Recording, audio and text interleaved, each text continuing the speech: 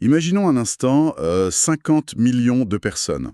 C'est énorme. Ah bah, pour donner une idée, c'est littéralement l'équivalent de la population de l'Espagne tout entière. Et maintenant, imaginons que cette immense population décide, genre du jour au lendemain, d'inventer sa propre monnaie. Rien que ça. Ouais, rien que ça. Et attention, pas en construisant des gros coffres-forts ou en imprimant les billets, hein. Non, juste en utilisant les téléphones portables qu'ils ont dans la poche. Et tout ça en refusant, mais alors catégoriquement, de jouer selon les règles de Wall Street ou des banques centrales. C'est vrai que dit comme ça ressemble vraiment au point de départ d'un roman de science-fiction. C'est clair. Sauf que c'est pas de la fiction. C'est exactement la réalité de ce qui se passe sous nos yeux en ce mois d'avril 2026 avec le projet P-Network. Et c'est un phénomène qui, franchement, défie pas mal de lois économiques traditionnelles. Parce que tu vois, on est passé d'une petite curiosité technologique, une application ou des millions d'inconnus appuyés machinalement sur un bouton tous les jours, à une véritable tentative de forger une économie numérique de toutes pièces. Ouais, une économie à partir de rien, quoi. Exactement.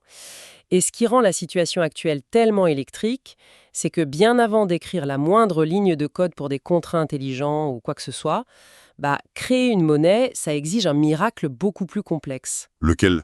Le consensus humain. Sans la croyance collective absolue qu'un truc a de la valeur, la technologie qui est en dessous, c'est juste une coquille vide. Et c'est justement ce consensus qui est en train de craquer de partout en ce moment. Donc, pour préparer notre discussion, j'ai épluché plus. Honnêtement, j'ai dû relire certaines parties 2 fois tellement c'est complexe. On parle plus du tout d'une simple petite application là. C'est devenu une vraie expérience sociale, à l'échelle de la planète. Complètement. Donc bon, on va décortiquer tout ça. Notre mission aujourd'hui, c'est vraiment de comprendre comment ce projet essaye de créer de la valeur à partir de zéro. On va aussi démêler un peu le vrai du faux sur ces fameuses rumeurs de bonus multiplicateurs qui rendent tout le monde fou en ce moment. Ah oui, ces fameuses rumeurs. Ouais. Mais avant ça, je pense qu'il faut plonger dans la fracture psychologique assez incroyable qui déchire les utilisateurs. Une communauté massive et viscéralement divisée sur la définition même de la valeur. Il y aurait 3 grands groupes qui se livrent une sorte de guerre idéologique en ce moment. Et honnêtement, le mot guerre, c'est pas si exagéré que ça. Le premier groupe, c'est sans doute le plus facile à comprendre pour quiconque suit un peu la finance traditionnelle. Les pragmatiques, c'est ça? Voilà, on peut les appeler les pragmatiques du marché ouvert. Eux, leur philosophie, elle est binaire. Une monnaie n'est réelle que si on peut la vendre et l'acheter librement. Les grandes visions utopiques du projet de changer le monde, ils s'en fichent complètement. Eux, ce qu'ils veulent, c'est du concret. C'est ça. Leur seul et unique but, c'est de voir Pi lister officiellement sur des énormes plateformes d'échange, genre Binance, OKX ou Kraken. Tant qu'ils ne peuvent pas convertir leur Pi en dollars ou en euros sur un marché libre, pour eux, le projet fait juste du surplace. Ce qui nous amène, du coup, au deuxième groupe. Et je t'avoue qu'en lisant les documents, j'ai ressenti une vraie empathie pour ces gens-là. C'est le groupe des vétérans désabusés. Ah, les anciens de la première heure? Ouais, on parle de personnes qui ont téléchargé l'application en 2018 ou 2019. Les mecs ont cliqué tous les jours sur leur écran pendant des années. Mais surtout, ils ont subi des ascenseurs émotionnels dévastateurs. C'est vrai que l'historique des prix non officiels, c'est un carnage. Mais carrément, il faut s'imaginer la scène, quoi. À un moment donné, il y a eu des lancements non officiels, ce qu'on appelle des IOU, les reconnaissances de dette, qui sont apparus sur quelques plateformes. Là, le prix s'affiche à 2 dollars. Les gens ont cru qu'ils étaient riches. Et le réveil a été brutal. Très brutal. Boum, ça s'effondre à 60 centimes. Et puis, un peu plus tard, t'as des rumeurs folles d'une intégration sur Binance qui arrive de nulle part. Là, le faux cours explose à presque 3 dollars. Avant un nouveau crash, évidemment. Exactement. Un crash retentissant. Donc aujourd'hui, ces vétérans, ils sont juste épuisés psychologiquement. Ils ont l'impression d'avoir été complètement baladés. Et que toute la volatilité que tu vois est basée uniquement sur des rumeurs, le cynisme s'installe d'office. Beaucoup ont tout simplement arrêté d'ouvrir l'application. Ouais, on peut les comprendre. Mais là où l'écosystème Pi devient un cas d'étude sociologique vraiment fascinant, c'est avec le troisième groupe. Ah, le troisième groupe. Oui, les fameux partisans de la GCV, la Global Consensus Value, ou valeur de consensus global. Alors ce groupe, il me fascine complètement. C'est les irréductibles, quoi. Au lieu de regarder le marché extérieur, eux, ils sont persuadés que la valeur de la monnaie doit être décrétée par la communauté elle-même. C'est ça, par la force du nombre. C'est un prix fixe, d'ailleurs souvent extrêmement élevé, par la seule force de leur volonté collective. Dans leur monde idéal, genre un seul paille devrait valoir assez pour t'acheter aussi bien tes légumes au marché du coin qu'une villa de luxe. Sans jamais avoir besoin de les convertir en dollars. C'est ça. Ah. Et les sources décrivent des trucs de fou, genre des séminaires géants, hyper bien structurés, organisés en Chine et un peu partout, où des milliers de personnes se rassemblent juste pour galvaniser cette idée. C'est une vraie ferveur. Mais en lisant ça, j'avais l'impression de voir une sorte de syndicat numérique qui ferait grève pour exiger un salaire minimum universel. Sauf que là, ils exigent un taux de change fixe face à la réalité économique. C'est une analogie intéressante. Mais soyons honnêtes 2 secondes. Moi, je veux bien qu'on applaudisse l'effort collectif, hein, c'est beau. Mais est-ce que la simple force de conviction d'une communauté, même avec des millions de personnes, est-ce que ça peut vraiment faire plier les lois fondamentales de l'offre et de la demande? Ça me paraît un peu délirant sur le plan économique. Alors, sur un marché ouvert et liquide, c'est clair, c'est effectivement impossible. La gravité économique, elle finit toujours par reprendre le dessus, hein. Si personne ne veut acheter à ce prix fixe délirant dont il rêve, le prix s'effondre tout simplement. Logique. Sauf que l'analyse de cette dynamique précise, elle montre une réalité beaucoup plus contre-intuitive. Quand on regarde le projet de l'intérieur, ce groupe de la GCV, malgré toutes leurs théories économiques très discutables, c'est le moteur de survie du réseau. Attends, tu veux dire que sans ce groupe de fanatiques, le projet serait mort? Mais très probablement, ouais. Face aux retards techniques qui s'accumulent, face aux vétérans dont on parlait qui abandonnent, c'est vraiment la foi inébranlable de cette faction qui maintient l'engagement quotidien de toute la base. Ah ouais? C'est eux qui génèrent l'attention, c'est eux qui créent du contenu sur les réseaux, qui organisent ces fameux événements. Et l'équipe dirigeante, la core team, ils en ont parfaitement conscience. Du coup, ils sont coincés avec eux. Exactement. Ils marchent sur des œufs. D'un côté, ils doivent construire une infrastructure technologique qui tient la route, mais de l'autre, ils doivent faire super attention à ne jamais froisser ou aliéner ses croyants. Parce que c'est cette ferveur qui donne l'illusion de la liquidité et qui, au final, maintient le réseau en vie. C'est un exercice de haute voltige psychologique, en fait. C'est le mot. Et justement, puisque ces factions se déchirent sur la façon dont la monnaie devrait être échangée à l'extérieur, ça soulève une question super évidente. Comment le système fonctionne à l'intérieur? Là, tout de suite. Parce qu'en avril 2026, nos sources expliquent que le réseau est dans une phase très spéciale qu'on appelle le mainnet fermé, ou enclosed mainnet. Ouais, c'est vraiment le cœur du réacteur en ce moment. Parce que beaucoup de gens de l'extérieur pensent, à tort, que la blockchain de paille est encore en développement ou complètement en pause. C'est pas le cas. Pas du tout. Le réseau principal est en direct, les transactions se font vraiment en temps réel, les blocs sont validés, sauf qu'il y a un mur invisible. Un mur invisible, comment ça? Du reste du monde. T'as aucune connectivité qui est permise avec d'autres blockchains comme Bitcoin ou Ethereum. Et surtout, aucune connexion avec les plateformes d'échange. La stratégie, en fait, c'est de forcer la création de valeur de l'intérieur. D'accord, je vois le genre. Pour bien visualiser le truc, on pourrait comparer ce mainnet fermé à un immense parc d'attractions. Et j'aime bien cette image. Tu vois, pendant des années, les visiteurs ont joué à des petits mini-jeux sur leur téléphone pour accumuler des millions de jetons exclusifs au parc. Sauf que jusqu'ici, ces jetons, ils servaient à rien. C'était juste des points sur un écran. Mais voilà.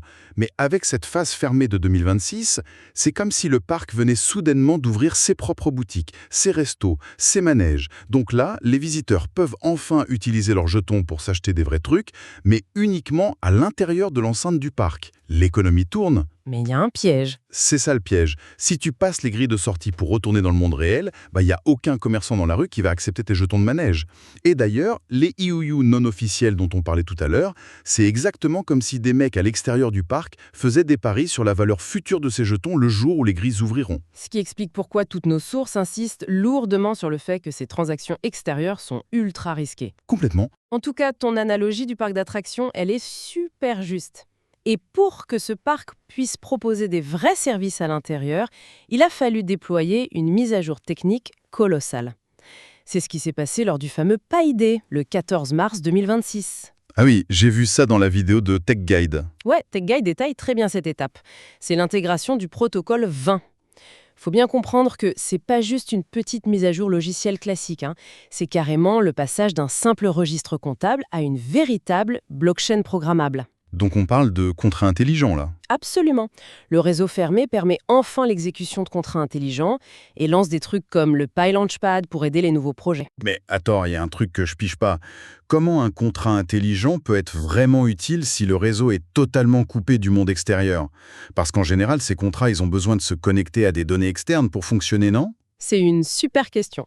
Et c'est là tout l'enjeu des nouveaux outils qu'ils fournissent aux développeurs, notamment via le Pi-App Studio. Comme ils peuvent absolument pas s'appuyer sur des systèmes de paiement classiques de l'extérieur, genre Stripe ou PayPal, ils ont dû inventer de toutes pièces des mécanismes de commerce interne super robustes. Genre quoi? Par exemple, Tech Guide met en lumière une fonctionnalité qui est vitale pour eux, les paiements persistants. Les paiements persistants. Ouais. Imagine qu'un utilisateur achète un bien numérique dans ce fameux parc d'attractions fermé, disons une licence de logiciel ou un objet dans un jeu. Si l'application plante au milieu ou si l'utilisateur perd sa connexion, il faut une garantie absolue que la blockchain a bien enregistré l'achat de manière indélébile. Ah, pour éviter que l'argent disparaisse dans le vide. Exactement. Et le contrat intelligent, il permet cette persistance sans jamais avoir besoin de faire appel à un serveur central extérieur. Et ça, c'est la fondation indispensable pour instaurer un climat de confiance commerciale entre deux parfaits inconnus qui n'ont rien d'autre que des pis pour s'échanger de la valeur. Le but, c'est vraiment de passer du pur battage médiatique à une vraie économie de pair à pair, quoi. C'est tout l'objectif. Sauf qu'il y a un hic majeur dans cette histoire.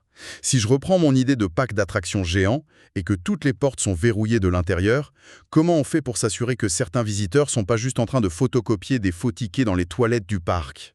C'est le problème des faux comptes. Bah oui, si aucune banque externe, aucun auditeur ne vient vérifier les comptes, le système entier pourrait juste imploser sous le poids des robots et des faux profils qui ont été créés pendant les 7 dernières années. C'est le plus gros risque. Et c'est ça qui nous amène à la mécanique de confiance. Pour éviter la triche massive, l'équipe a mis en place des règles qui, en 2026, sont décrites par la communauté comme de véritables parcours du combattant. J'ai lu les chiffres donnés par nos sources et franchement, ça donne le vertige. Ah, les données sont complètement sans équivalent dans le secteur de la crypto, c'est vrai. Ils ont dû bâtir un mur de sécurité massif. Ils annoncent que plus de 50 millions d'utilisateurs ont franchi l'étape du KYC. 50 millions. C'est fou. Et juste pour rappel, le KYC, ça veut dire Know Your Customer. Concrètement, ils ont dû prouver qu'ils étaient des vrais humains. C'est ça. Document d'identité officiel obligatoire, plus une reconnaissance faciale dynamique en vidéo avec un selfie. Et sur ces 50 millions, il y a entre 17,7 et 18 millions de personnes qui ont vu leur portefeuille migrer officiellement vers la vraie blockchain active. Mais tu te rends compte de la logistique ? Organiser la vérification d'identité sécurisée de 50 millions de personnes réparties dans des dizaines de pays, c'est un défi digne d'un État normalement. C'est titanesque. Et le plus fascinant dans tout ça, c'est de voir la méthode qu'ils utilisent pour traiter toute cette paperasse numérique. Ils n'ont pas embauché des milliers de salariés dans des tours de bureau pour vérifier des passeports un à un, on est d'accord, ou permet pas? Ah bah non, pas du tout. Ils utilisent la communauté elle-même. C'est incroyable. Selon P-News World, il y a plus d'1 million d'utilisateurs humains qui agissent comme validateurs. 1 million! Les sources disent que ces gens ont déjà accompli un total délirant de 526 millions de validations manuelles. C'est littéralement du travail à la chaîne participatif. C'est ça. D'ailleurs, les sources précisent que pour éviter que ces pauvres volontaires fassent un burn-out, le processus est en train d'évoluer. Il passe vers un modèle hybride où 50% du travail est pré-mâché par des IA et les 50% restants nécessitent l'œil critique de l'humain. C'est une évolution logique pour tenir la cadence. Et d'ailleurs, puisqu'on parle de ce travail de titan, il faut absolument qu'on aborde cette rumeur qui met le feu au forum. Cette histoire de bonus multiplicateur de minage par 20. Ah, on y arrive. Ouais, parce que j'ai lu des dizaines et des dizaines de commentaires d'utilisateurs qui sont persuadés qu'ils vont soudainement se mettre à miner 20 fois plus vite sans rien faire. Alors là, il faut dissiper ce mirage tout de suite. Cette rumeur, elle est complètement fausse. Et honnêtement, ça prouve à quel point l'information se déforme super vite dans ces communautés qui sont un peu survoltées. Donc on mine pas 20 fois plus vite, hein. Ah du tout. La réalité mathématique de la blockchain Pi, c'est l'inverse. Le taux de minage de base, donc celui de l'utilisateur lambda, il ne cesse de diminuer à mesure que de nouvelles personnes rejoignent le réseau. C'est un principe de rareté qui est codé en dur. Mais attends, d'où il sort ce chiffre magique de 20 fois, alors? Quelqu'un s'est pas réveillé un matin en l'inventant de toutes pièces, c'est... Non, le chiffre existe bel et bien, mais son contexte a été totalement manipulé. En fait, il y a bien un rendement exceptionnel qui tourne autour de 0,05 paille par action, et ça représente effectivement un taux environ 20 à 25 fois supérieur au minage passif normal. D'accord. Mais le truc, c'est que c'est pas du tout un cadeau gratuit pour tout le monde, Non. c'est le salaire exclusif des validateurs. Ah, c'est la paix pour le KYC. Exactement. C'est la récompense stricte pour ce travail de vérification des identités dont on vient de parler. Et pour te dire à quel point c'est structuré, pour assurer ce paiement, le système s'appuie sur une réserve de 16,5 millions de jetons. C'est précis. Très précis. Et cette réserve a même dû être enflouée par un bonus exceptionnel de 10 millions de jetons supplémentaires venant directement de la Fondation Pi. Donc ça prouve bien qu'on n'est plus du tout dans le modèle de la distribution gratuite des débuts. Là, on parle d'une vraie rémunération en échange d'un service rendu au réseau. C'est hyper clair. Mais la rigueur s'arrête pas là, hein. Parce que l'année 2026, selon nos sources, c'est aussi l'ouverture de ce qu'ils appellent la seconde migration. Une étape cruciale. Ouais, c'est le grand moment où les utilisateurs peuvent enfin transférer vers la vraie blockchain les jetons en plus qu'ils ont gagnés grâce à leur filleule. Tu sais, les potes et la famille qu'ils ont invités sur l'appli au fil des ans. C'était très attendu, ça. Très attendu, oui. Mais en lisant les conditions pour avoir le droit de le faire, je suis resté scotché. Les règles sont devenues quasi militaires, genre. Pour débloquer ces bonus d'équipe, il faut que l'intégralité de ton cercle d'invités ait passé le KYC. Tout le monde, sans exception. Tout le monde. Et c'est pas fini. Tu dois obligatoirement activer une authentification à 2 facteurs, ils appellent ça l'étape 3. Tu dois lier et vérifier une adresse email et tu dois valider l'étape 9 de leur espèce de checklist interminable. Et si tu le fais pas? En lisant les rapports, le verdict il est sans appel. Si un utilisateur ne passe pas ce KYC complet, l'application sur son téléphone devient strictement inutile, le message est glaçant. Soit tu fournis tes documents officiels et tu sécurises ton compte, soit tes années de clics quotidiens partent en fumée et t'as plus qu'à désinstaller l'appli. C'est radical. Franchement, en voyant cette politique, je me demande comment ça provoque pas une émeute. Est-ce que c'est pas d'une brutalité inouïe de rayer de la carte le travail de millions de gens sous prétexte d'un seul document manquant ? Je comprends ta réaction. Ça peut sembler d'une froideur administrative terrible, surtout pour l'utilisateur individuel qui est là, fidèle au poste depuis 7 ans. Bah oui. Mais, si tu regardes l'architecture globale du truc, cette brutalité, c'est une nécessité systémique absolue. Ils n'ont pas d'autre choix. Comment ça, pas d'autre choix ? D'une part, c'est le seul bouclier technique qui est capable d'endiguer les vols massifs de portefeuilles et surtout d'empêcher les fermes de serveurs remplis de bots de siphonner toute l'économie avant même qu'elle s'ouvre. D'accord, pour la sécurité. Voilà. Mais la vraie raison, la plus importante, elle est politique. Le jour où le réseau Pi décidera enfin d'ouvrir ses portes au monde financier extérieur, c'est quoi leur argument de vente? Pourquoi des gros investisseurs ou des multinationales s'intéresseraient à cette monnaie-là plutôt qu'à une des milliers d'autres cryptos? Les utilisateurs, j'imagine. Exactement. Leur seul et unique atout, c'est cette base d'utilisateurs géante, donc ils doivent être capables de prouver, avec une certitude mathématique et légale irréprochable, que ces 18 millions de portefeuilles actifs appartiennent à de véritables êtres humains vérifiés. Des vrais consommateurs, quoi. Des vrais acteurs économiques, ouais. Et pas 1 million de vraies personnes et 17 millions de robots. À ce stade du projet, la valeur fondamentale de Pi, elle repose à 100% sur cette fameuse preuve de l'humain. C'est fou. En fait, c'est le prix exorbitant de la crédibilité. Ils ont dû sacrifier l'insouciance et la gratuité des premières années pour pouvoir construire une forteresse financière légitime. C'est un mal pour un bien, de leur point de vue. Et quand on prend un peu de recul sur tout ce qu'on vient de décortiquer aujourd'hui, franchement, qu'on soit un fanatique de crypto, un étudiant en macroéconomie ou juste quelqu'un d'intrigué par les psychologies humaines, ce qui se passe en avril 2026 avec Pi, c'est un cas d'école monumental. Ah oui. C'est historique à observer. Ça nous donne vraiment un aperçu en temps réel de ce que ça signifie aujourd'hui de bâtir une monnaie à l'ère numérique. C'est plus des décrets gouvernementaux ou des vieilles réserves d'or qui dictent les règles. C'est juste la coordination ultra chaotique, douloureuse et hyper technique de millions d'inconnus à travers le monde. Exactement ça. C'est une navigation à vue perpétuelle pour eux. L'équipe dirigeante, elle doit constamment ajuster le tir entre, d'un côté, des impératifs technologiques impitoyables, comme on vient de le voir avec les processus KYC et les contrats du protocole 20, et de l'autre, la gestion d'attentes psychologiques qui sont souvent totalement irrationnelles, avec toutes ces factions qui composent leur propre communauté. C'est un numéro d'équilibriste. C'est ça. Et d'ailleurs, si le projet finit par échouer, ce sera très probablement pas à cause d'un bug informatique. Ce sera parce que le contrat social avec la communauté aura été rompu. C'est fascinant de voir à quel point la technologie la plus pointue finit toujours, inévitablement, par buter sur la nature humaine. Toujours. Et d'ailleurs, après avoir analysé toute cette ambition autour du mainnet fermé, ça me laisse avec une pensée très persistante dans la tête. Une idée qui renverse un peu tout ce qu'on tient pour acquis depuis le début. Je t'écoute. Imaginons que la vision la plus folle de la core team et même des partisans de la GCV se réalise. Imaginons que cet écosystème fermé devienne tellement riche, tellement fonctionnel grâce aux contrats intelligents, avec des millions de marchands et de prestataires qui s'échangent des biens tangibles en circuit totalement fermé. Ouais. Ah, c'est une sacrée question. Bah oui.